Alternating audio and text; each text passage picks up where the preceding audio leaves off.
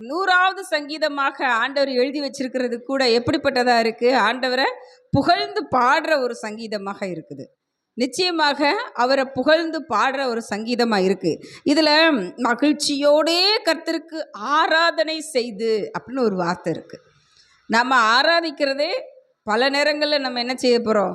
மகிழ்ச்சியோட தான் ஆராதிக்க போகிறோம். நல்ல சந்தோஷமாக எல்லோரும் இணைந்து நல்ல ஒரு கீத வாசித்து நம்ம ஆராதிக்கிறப்ப அது கர்த்தரை மகிமைப்படுத்துகிறதாக இருக்குது. ஆராதனை அப்படின்றது நம்மளுடைய முறைமைகளில் ஒரு விஷயமாகவும் இருக்குது இல்லையா? நம்ம எந்த ஒரு சர்ச்சுக்கு போனாலும் அங்கே ஆராதனை நேரம் அப்படின்றது கண்டிப்பாக உண்டு. கர்த்தரை ஆராதிக்கிறது அப்படின்றது நமக்கு தேவையான ஒன்று, கட்டாயமான ஒன்றுன்னு கூட நம்ம சொல்லலாம். ஏன் இந்த ஆராதனைன்றதுக்கு சரியான அர்த்தம் என்ன? நம்ம ஆராதிக்கணும் கர்த்தரை. ஆராதனைன்றதுக்கு ஒரு சரியான அர்த்தம் இருக்கணும் இல்லையா? வேதத்தில் நம்மளுடைய இந்த வசனம் ஆராதனைன்றது ஆண்டவரை ஆராதிக்கணுன்றது அடிக்கடி சொல்லப்பட்டதாக இருக்குது. அப்போ அந்த ஆராதனைன்றதுக்கு சரியான அர்த்தம் என்னவா இருக்கும்? ஆண்டவரை புகழ்ந்து பாடுறது, அல்லது ஆண்டவரை மகிமைப்படுத்துறது, ஆண்டவருக்கு நன்றி சொல்கிறது. அப்படி இதோடைய அர்த்தங்கள் இன்னும் அதிகமாக இருக்கலாம். அப்படித்தானே? இந்த ஆராதனை அப்படின்றது பைபிளில் எங்கே முதல்ல எழுதப்பட்டிருக்கு அப்படின்னா, நம்மளுடைய வேதத்தில் யாத்ராகமம் பகுதியில் 3:12 யாத்ராகமம் 3:12 ஆராதனைன்ற வார்த்தை முதல்ல வேதத்தில் எழுதப்பட்டிருக்கு அப்படின்னு சொல்லி வேத அறிஞர்கள் சொல்கிறாங்க. சரிங்களா? இந்த ஆராதனை அப்படின்ற வார்த்தை யாத்ராகமம் முழுவதுமே ஒரு 27 முறை மறுபடியுமாக எழுதப்பட்டிருக்கான். யாத்ராகமம் நமக்கு நல்லாவே தெரியும், யாத்திரை பண்ணுகிற அந்த ஆகமங்கள். அப்படித்தானே? மக்கள் இஸ்ரவேலின் ஜனங்கள் எகிப்திலிருந்து ஆண்டவர் கூட்டி கொண்டு வர்ற அந்த யாத்திரை பகுதியை தான் யாத்திராகமத்தில் நம்ம வாசிக்கிறோம். அப்போ ஆண்டவர் நமக்கு அந்த யாத்திராகம பகுதியிலேயே ஆராதனை செய்கிறதுக்கு அந்த மக்களுக்கு என்ன செய்கிறாங்க? கற்றுக் கொடுக்குறாங்க. அப்படி தான் நம்ம இதை வாசித்து நம்ம தெரிந்து கொள்ள முடியும். அப்படி தானே? வேதத்தில் எழுதப்பட்ட ஒவ்வொரு வார்த்தைகளும், ஒவ்வொரு கதைகளும், ஒவ்வொரு நிகழ்வுகளும் கூட இன்று நமக்கு அந்த வேதத்தை வாசிக்கிறப்ப எப்படிப்பட்டதாக இருக்குது, நாம் எப்படி நடந்து கொள்ளணும், நமக்கு ஆண்டவர் இதன் மூலமாக என்ன சொல்கிறாருன்னு நம்ம தெரிஞ்சுக்கிறதுக்காகத்தான் எழுதப்பட்ட வார்த்தையாக நம்ம பார்க்குறோம். அப்போ அப்படி இருக்கிறப்ப இந்த வார்த்தைகள், அதாவது ஆராதிக்கிறது அப்படின்றத யாத்ராகமத்தில் ஆண்டவர் ஆரம்பிச்சிருக்கிறாரு அப்படின்னா, அங்கே இருந்து இப்போ வரைக்கும், இன்று வரைக்கும் நமக்கு அந்த ஆராதனைன்றது எதுக்காக? ஆண்டவரை புகழ்ந்து பாடுறதுக்காக ஒரு ஒழுங்கின் முறையும் ஆண்டவர் நமக்கு கற்றுக் கொடுக்குறாரு அப்படின்னு தான் நம்ம சொல்லணும்.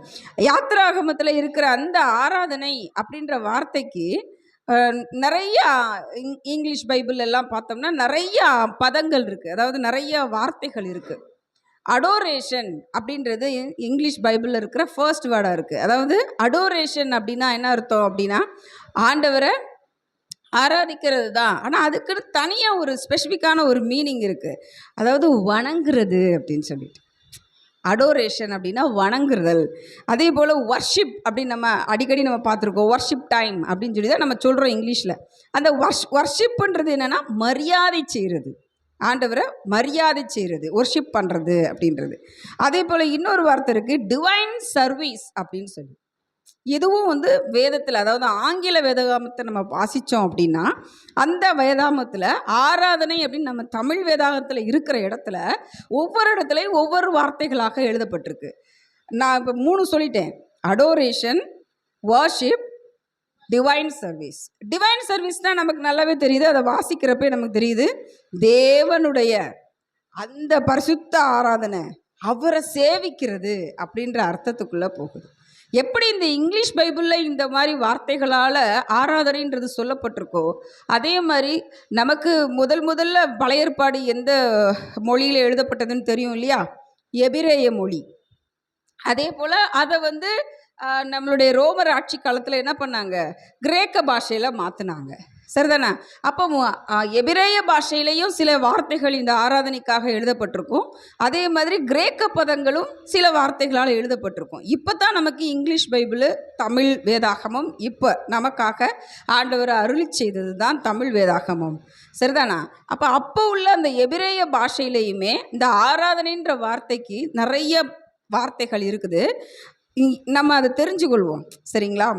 அந்த ஒர்ஷிப் அப்படின்ற அந்த வார்த்தை எப்படி இங்கிலீஷில் இருக்கோ அதே மாதிரி அந்த எபிரேய பாஷையிலையும் ஷாச்சா, எஸ் கழிச்சியே சி கழிச்சியே ஷாச்சா அப்படின்னு சொல்லி அந்த பதம் அவங்க கொடுத்துருக்குறாங்க ஆராதனைன்ற வார்த்தைக்கு. அப்படின்னா அது ஒவ்வொரு இடத்துலையும் ஒவ்வொரு அர்த்தத்தை சொல்லுது. அதாவது இந்த சாட்சான்ற வார்த்தையே எபிரேய பதத்தில் எழுதப்பட்டிருக்கிறப்பயே ஒவ்வொரு இடத்துலையும் நம்ம வேதத்தில் பார்க்குறப்ப மொழிபெயர்த்தவங்க வேறு வேறு விதமாக ஒரே பதத்திற்கே வேறு வேறு அர்த்தங்கள் சொல்லியிருக்கிறாங்க. இதே ஏசாயால சொல்கிறப்ப ஆராதனைன்னு சொல்லியிருக்கிறத ஆதி ஆகமத்தில் தொழுது கொள்ளுதல்னு சொல்லியிருக்கிறாங்க. இதே பதத்திற்கே யாத்ராகமத்தில் எப்படி சொல்லியிருக்காங்கன்னா தலை வணங்கி தொழுது கொள்ளுதல் அப்படின்னு சொல்லியிருக்கிறாங்க. சங்கீத பகுதியில் வணங்குதல் அப்படின்னு சொல்லி தமிழில் மொழிபெயர்க்கப்பட்டிருக்கு. அப்போ இந்த எபிரேய பாஷையில் இருக்கிறப்பயே இவ்வளோ மொழிபெயர்ப்புகள் இருக்குது அப்படின்னா நம்ம கிரேக்க பாஷையில் அதை மறுபடியும் மொழிபெயர்த்திருக்கிறாங்க. மறுபடியும் அங்கேயும் நிறைய என்ன வந்திருக்கும், அப்போ பதங்கள் வந்திருக்கும் இல்லையா? எப்படி ஷாச்சான்ற ஒரு வார்த்தை எபிரேய பாஷையில் இருக்கோ அதே மாதிரி சேகிட், ஆபாட், அச்சாய் அப்படின்ற வார்த்தையும் கூட எபிரேய பதத்திலேயே இருக்குது. இதே கிரேக்க பாஷையில் என்ன சொல்கிறாங்க அப்படின்னா ப்ரோஸ்னுகா, லாட்ரியோ, த்ரிஸ்கியா, ஷெபோ அப்படின்றத 4 வார்த்தை ஆராதனைக்கு பதிலாக எழுதப்பட்டிருக்கு. இதில் இந்த முதல் வார்த்தை என்னை ரொம்ப தொட்டதுன்னு சொல்லலாம். எப்படி இந்த ப்ரோக்ஸ்குவா அப்படின்னு இருக்குல்ல, ஞா அப்படின்னு இருக்குல்ல, ப்ரோஸ்குன்யா அப்படின்னு போட்டிருக்கு. அப்படின்னா என்ன அப்படின்னா முழங்காலில் நின்று ஆராதிக்கிறதா. நம்ம சாதாரணமாக ஆராதிக்கிறது இல்லையா, முழங்காலில் நின்று ஆண்டவரை ஆராதிக்கிற ஆராதனையா. இதை கிரேக்க பதத்தில் பார்க்குறப்ப எனக்கு உண்மையிலே இவ்வளோ ஒரு அர்த்தம் இதுக்குள்ளே இருக்குதா அப்படின்னு. நம்ம நார்மலாக நம்ம ஆராதனைன்னு சொல்லிட்டு போயிடுறோம், ஆராதனை வேலைன்னு சொல்லிடுறோம்.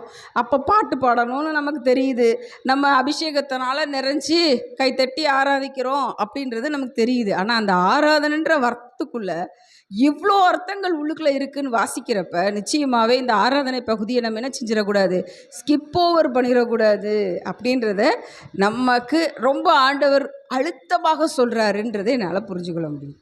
தலை வணங்கணுமா, குனியணுமா, சாஷ்டாங்கமாக விழுகணுமா, கர்த்தருக்கு முன்பாக நம்மளை பணிந்து கொடுத்து அவரை ஆராதிக்கணுமா? நம்மளுடைய ஆலயத்திலையும் கூட ஆராதனை வேலைன்றது ரொம்ப அதிகமான நேரம் நம்ம எடுக்கிறோம். கண்டிப்பாக அந்த ஆராதனை வேலையில் நம்ம கலந்து கொள்றதுக்கு சந்தோஷப்படுறோம். இன்னும் அதிகமாக அதுக்கு சந்தோஷப்படணும்னு நான் ஆசைப்பட்றேன். இன்னும் அதிகமான மக்கள் இந்த ஆராதனையில் கலந்து கொள்ள வரணும்னு நம்ம நிச்சயமாக ஜெபிக்கணுன்றது இதன் மூலமாக நாம் பகிர்ந்து கொள்கிற வார்த்தையாக இருக்கட்டும். ஆமென்.